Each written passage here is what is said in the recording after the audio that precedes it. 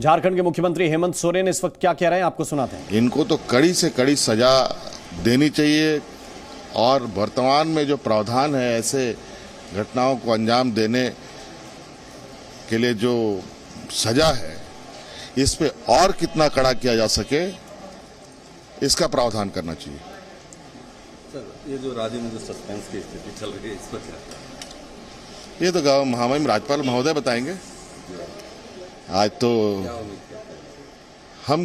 हमारा उम्मीद क्या, हम तो इंतजार में हैं। ये स्थिति तो उत्पन्न के विषय में मुझे लगता है ज्यादा अच्छे तरीके से राजभवन ही बता पाएगा।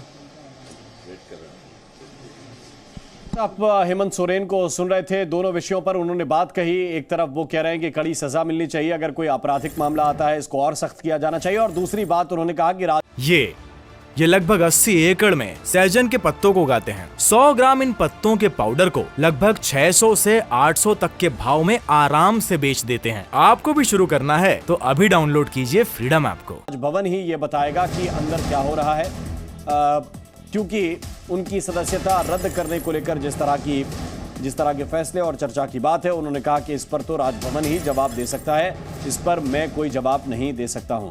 अंकिता के मामले में उन्होंने कहा कि दोषी को कड़ी सजा मिलनी चाहिए। झारखंड के मुख्यमंत्री हेमंत सोरेन ने कहा है कि अंकिता के दोषियों को कड़ी सजा मिलेगी, जो कानून में प्रावधान है उनके तहत कड़ी सजा मिलेगी। उन्होंने कहा कि इसमें और कड़े प्रावधान करने की भी आवश्यकता है। दुमका की घटना पर हेमंत सोरेन का बयान आया।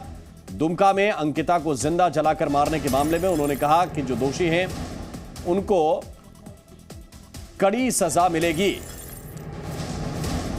आपको बता दें कि दुमका में इस वक्त तनाव का माहौल है। अंकिता नाम की एक लड़की को जिंदा जलाकर मारने का मामला सामने आया है। अंकिता 5 दिनों तक अस्पताल में जिंदगी और मौत की जंग लड़ती रही, लेकिन इसके बाद अंकिता की जान चली गई। इस मामले को लेकर हेमंत सोरेन का बयान आया। मुख्यमंत्री ने कहा है कि जो अंकिता के दोषी हैं उनको कड़ी से कड़ी सजा मिलेगी। उन्होंने कहा कि ऐसे मामलों में और सख्त प्रावधान करने की आवश्यकता है।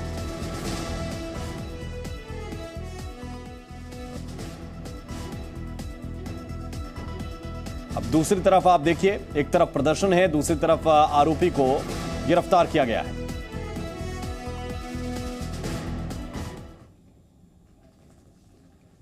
देखिए, समाज में कई कुकृतियां वर्तमान समय में देखने को मिल रहा है।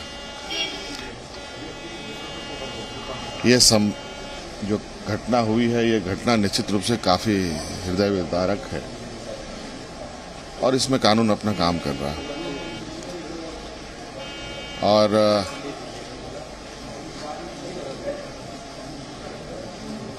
जो आरोपी हैं, जो इस घटना को अंजाम दिया, ये लोग पकड़े भी गए हैं और हमारा प्रयास है कि जल्द से जल्द उसको सजा मिले।